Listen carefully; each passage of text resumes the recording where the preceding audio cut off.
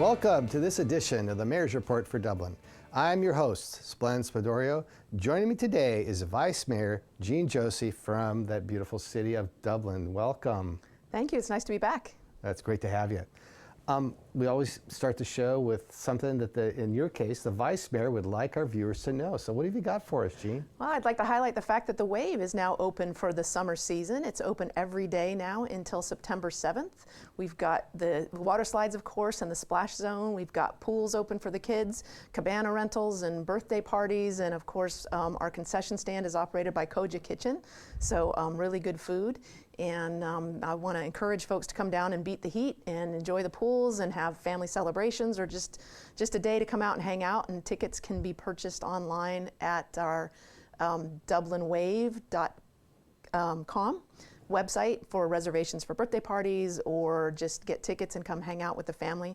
The hours are 11 in the morning until 6 in the evening. It's a great way to beat the heat and just enjoy the summer. That's great. No, it's great. Well, yeah, it's a beautiful place there too. Yeah, it's more than just the Wave at the park. It's more than that. It is. It's a really great place to people watch if you're like me, but also just the water slides are really fun. The splash zone for the kids is been refurbished, so that's a lot of fun for the kids. And then of course you like to swim laps, you like to just dip in the pool, cool off. We've got the indoor pool, the outdoor pool.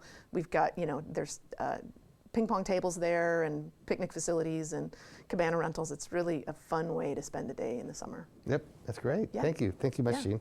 Anything else you want to anything on your choice here? I think that's it for Okay. now. I've got some announcements at the end and happy to get right into it. All right, so Jean, we had a primary in California earlier in June. But I don't want to really bring that up yet, but I do want to talk about something that is going to be on the November ballot, which is going to be on practically, in fact, every county in the Bay Area will be asking its voters whether to approve a sales tax increase in order to fund transit agencies, such as BART and AC Transit and even our local Tri-Valley bus system. Tell us a little bit about what it's called and what's its purpose? What is it asking us to approve? Sure. So you're talking about the Connect Bay Area Act, which is the mechanism behind it was Senate Bill 63, which allowed for signature gatherers to go out and get signatures to see if we wanted to put it on the November ballot. So it's 5 Bay Area counties. That's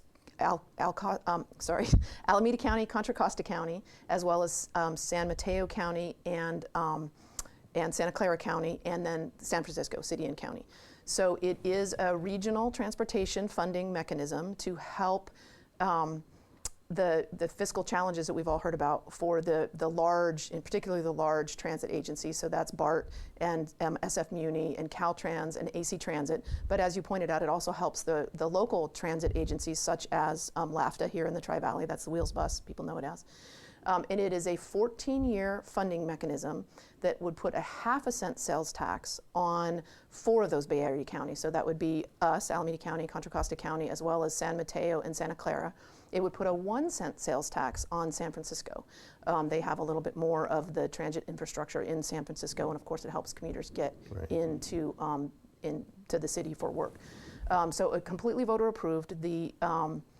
The voters will have their say in November as to whether they want that to go forward or not go forward.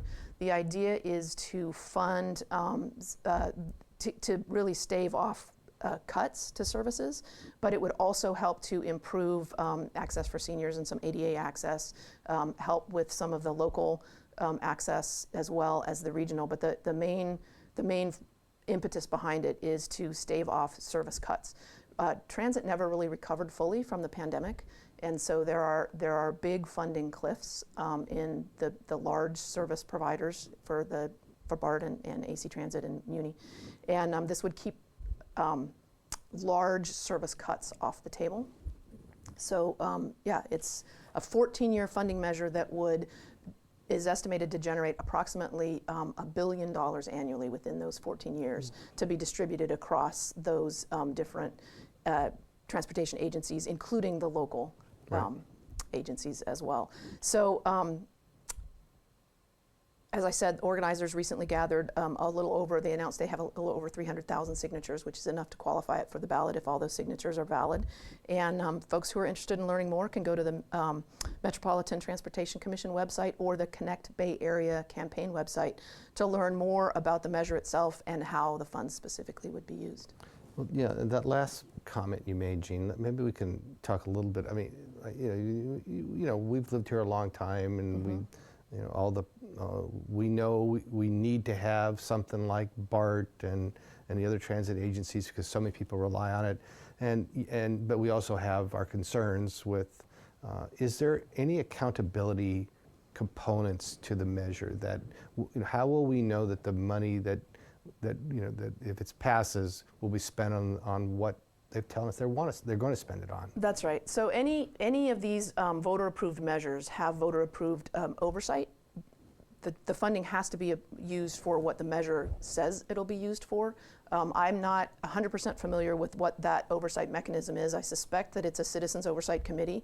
I'm not intimately familiar with the details on that website, but on that oversight. But the website for Bay Area, the Connect Bay Area campaign has all of that information and all of the details, and so does the Metropolitan Transportation Commission website.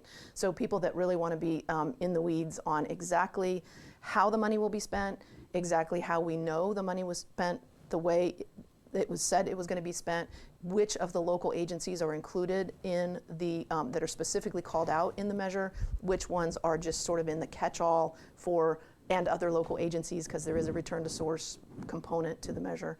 All of those details are on those two websites. Right, and of course BART is the regional system for right. most of the Bay Area. That's right. I mean, and it seems to me that when you mentioned the 5 counties, those are the 5 counties that have BART. That's right.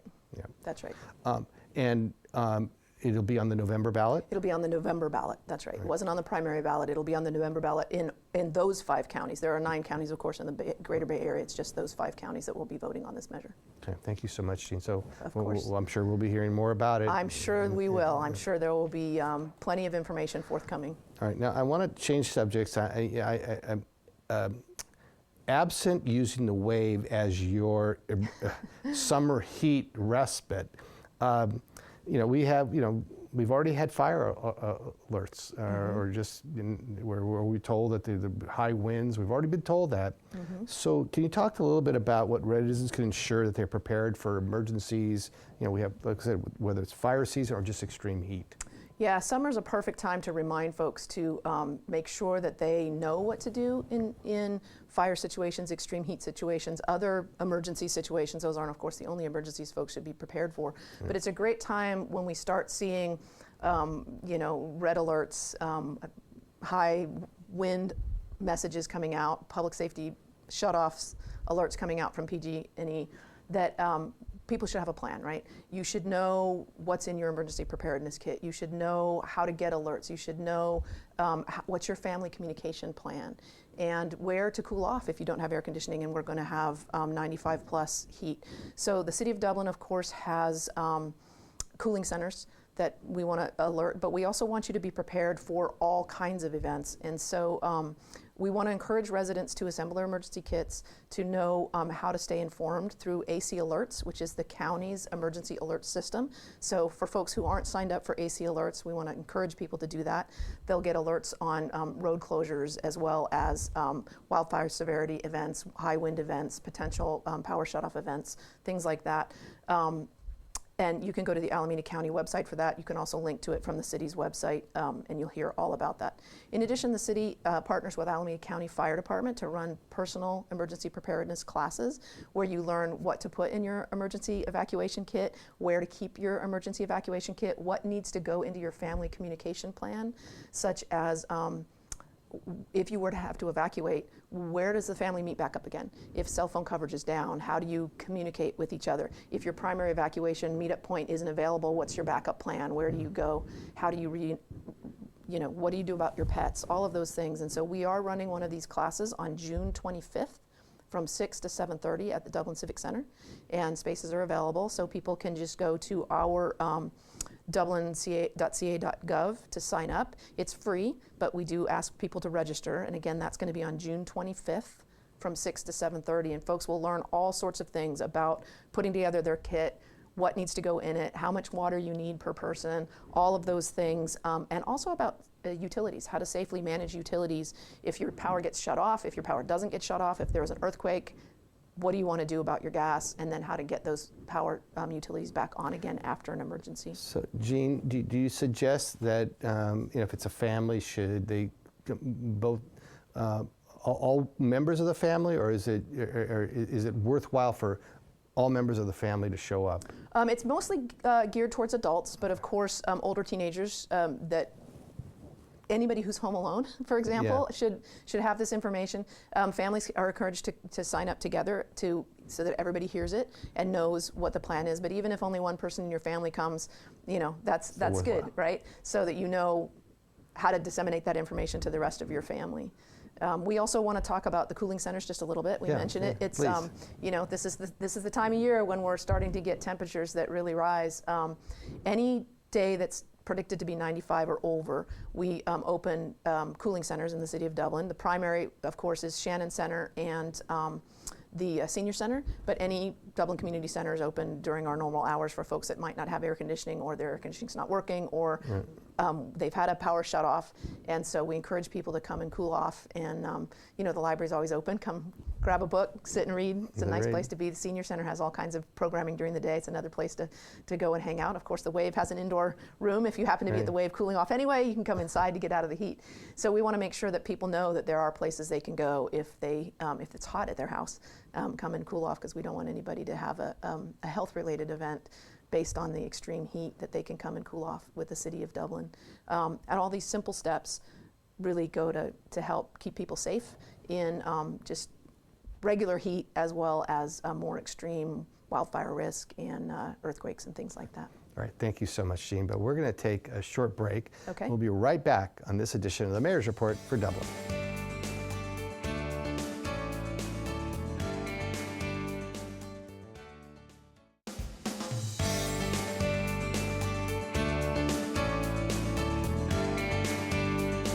Welcome back to this edition of the Mayor's Report for Dublin. I'm here with Vice Mayor Jean Josie. Welcome back, Jean. Thanks. All right. So let's talk about some of the facilities or the improvements the city has been making regarding pedestrian accessibility and ADA or compliance, for lack of a better word. Let's talk a little bit about those, and what has the city been up to? Sure. We have a project coming up that's going to make a series of improvements to make walking on our sidewalks safer and more accessible for everyone.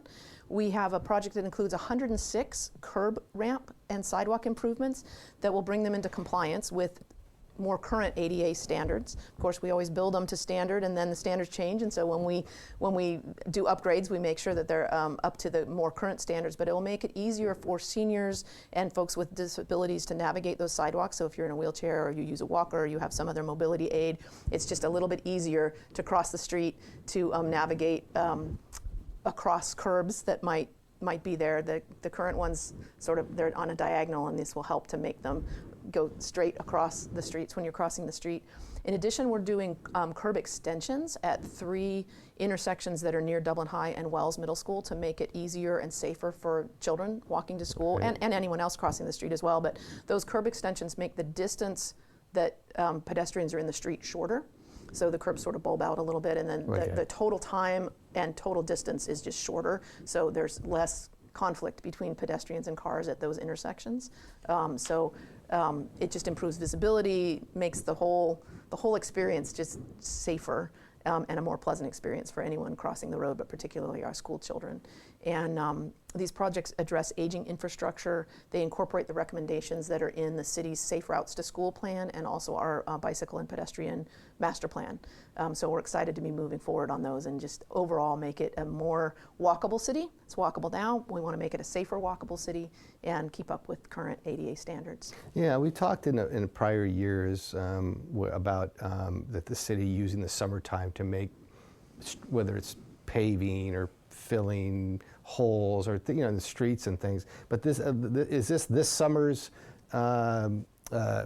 capital improvement project is to improve accessibility for pedestrians and bicyclists and things like that? That's right. We try to wrap it all in together, right? We have always our summer pavement enhancement program, our resurfacing project every summer, where we look and see overall what streets need to be resurfaced, and we do that annually and rotate it throughout the city so that on a rolling basis we cover all of that. And we try to use that project to leverage regional funds in addition to our local funds, and to do sort of efficiencies of scale, right? If we're touching that street anyway, let's do the whole thing, right? So the project is partially funded by regional funds, which is the Transportation Development Act, we call it TDA, Article 3 funds, which are specific regional funds that are specific to bicycle, pedestrian, and accessibility upgrades. So they're allocated to cities based on population, so we get a certain portion based on the size of our city, and then they're specifically used for those types of upgrades. And because we're already doing upgrades, if we use that at the same time that we are resurfacing our roads, we can leverage our own local funding and do it at the same time, and create some efficiencies of both scale and time, so that we're disrupting residents less than we would if we resurfaced the roads and then came back and made upgrades to the sidewalk. And we like to do some of that when the kids are out of school, because it's less disruptive to the traffic. More people are out of town during the summer, and also it's just easier work over the summer than it is in the winter when it's raining and things like that. So that's why we try to do them all at the same time, sort of for multiple benefits. You know, Jean, I read a story that the bad guys were using just a very disconcerting methodology in order to scam Dublin residents out of their money by using fake City of Dublin billings, and you guys stepped right in and shut it down. I imagine with your enforcement folks. But tell us a little bit about what happened and what the city did in response. That's right, and we're trying to get the word out as much as possible, so I really appreciate you asking me about that. So what happened was some folks, particularly seniors, because seniors tend to be disproportionately targeted by these kind of scams, some fraudsters sent out emails that purported to be from the City of Dublin that were not. They used the City of Dublin's logo, and they were fake invoices to residents that said, please call this 800 number to pay this city invoice. And they were completely bogus, and it was a scam, and there were folks that did call that number and turned over credit card information because they felt, we all know that local government is the most trusted brand of government, so people thought, well, it came from the city, it must be real, it has the city logo on it, it looked real. And so we want to make sure that people know that we bill through sort of normal channels. If you didn't sign up for something, you're not going to get a bill from the city. And we want people to know, verify everything. We are not going to be offended if you call us and say, hey, I got this bill, is this legitimate? So if you get a bill, we want to encourage you to call the city's official number, which is 925-833-6650. I'm going to say it again, 925-833-6650. We won't give you an 800 number. If you get an invoice that you're not sure about, even if it looks official, please call us and verify. Don't click on any links in the email. Don't scan any QR codes. Don't call any 800 numbers. Call us directly and verify if you get an invoice that you maybe didn't expect. We just want to make sure that anything that we bill you for, maybe you signed up for something and forgot about it, and that's okay. Sometimes people order tickets that they then forget about. Mm-hmm. But we want you to call us directly and verify that it was a legitimate invoice from us. And we want you to tell everybody you know to do the same thing. So these fraudsters, were they discovered, found? I don't have the full information on prosecution and that sort of thing, but what we do want to say is anybody who did fall for this, we want you to immediately reach out to your bank and your credit card company to report it and stop any payments that may be in transit, or change your credit card number, your debit card, any of those kinds of things. And also please report the incident to the Dublin Police non-emergency line, which I'm going to give you another phone number. Yeah, okay, great. It's 925-462-1212. Say it again for people who want to write it down. It's 925-462-1212. And we want to remind people to have conversations, particularly with their elderly family, friends, and neighbors, to remind them that, while we love that everybody trusts the local government, we want people to be discerning when they get unsolicited invoices to just verify. Well, it's so surprising because we all get those emails, right? And then, but this looks so. I mean, I guess maybe we're not as jaded as we should be, but getting one that looks like from the town you live in, yes, that can be very disconcerting. That's right. And these scams are getting so much more real.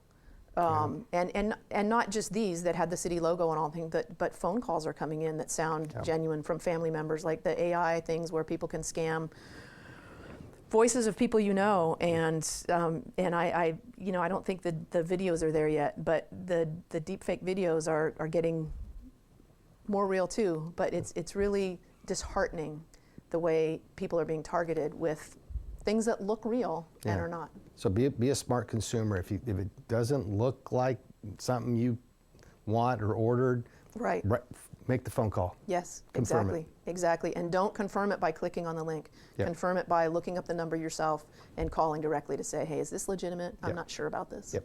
Hey, thank you so much, Jean. Yeah, of course. Right. There's a lot of stuff going on in Dublin. Let's talk a little bit about what should our viewers be excited about in Dublin? Exactly. Summer is my favorite time in Dublin. We just have so much going on. Of course, the farmers markets are in full swing. They run all the way through September, every Thursday. And during the summer months while the kids are out of school, we have the concert series. So those run every Thursday until August, the first week of August. Of course, we don't have one on July 2nd during the July 4th week as people are out of town. But those concerts they're free, they're great, they're well attended. Folks come out, enjoy the concert with the family. We also have our picnic flicks where folks can come in the evening and watch a movie in the park, bring a picnic with their family, hang out and watch on the big inflatable screen. That's a lot of fun. We have our family campouts. We have in 3 parks, we do camping nights and do s'mores and campfire stories and all of those kinds of things. We have the Backyard Bash coming up. It's the red, white, and blue Backyard Bash on the 4th of July at Dublin Sports Grounds. I'm really excited about that to, of course, celebrate the 250th birthday of the country and the 175th birthday of California joining the Union. And there's going to be food and entertainment and a time capsule and all kinds of fun stuff happening there. And so anybody who wants to know about those events can, of course, get on the Dublin website and look at this Summer Rec Guide. We also have an app for that. It's called the Dublin CA Events app, which can be downloaded from either iTunes or Google Play Store, and it shows for all of the events the lineup, the hours, the locations, parking information, vendor information, what kind of food's going to be available. It's a neat app. So the 4th will be a pretty big happening event in Dublin. That's right, 10 a.m. to 4 p.m. I think. Wow, that's a full day too. That's a full day, yeah. Jean, thank you so much for being with us and updating us. Thanks for having me. It's always fun to be here. Yep. And thank you for watching this edition of the Mayor's Report for Dublin. Join us for the next episode right here on Tri-Valley TV. I'm Splendorio. Thank you so much for joining us.